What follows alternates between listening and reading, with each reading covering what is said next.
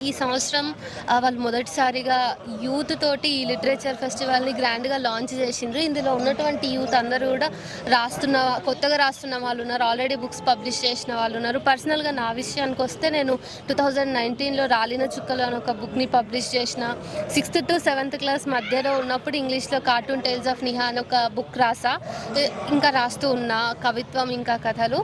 అయితే ముఖ్యంగా ఈ లిటరేచర్ ఫెస్టివల్ థీమ్ ఏంటంటే ప్రస్తుత రాజకీయ పరిస్థితుల్లో చాలా ఎక్కువ తక్కువలు ఉన్నాయి.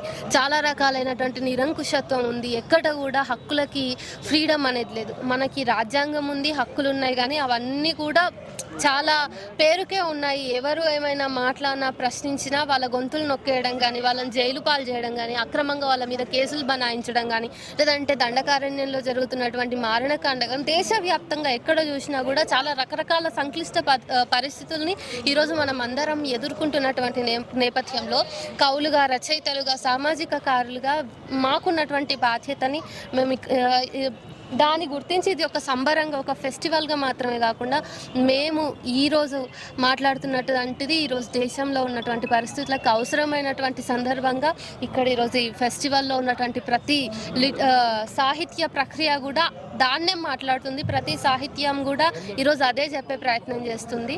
సో ఇలాంటివి మళ్ళీ మళ్ళీ జరిగితేనే రాజ్యంలో నడుస్తున్నటువంటి నిరంకుశత్వానికి కొంచెమైనా కంట్రోల్లోకి తీసుకోగలిగే ఒక అవకాశం ఉంటుంది.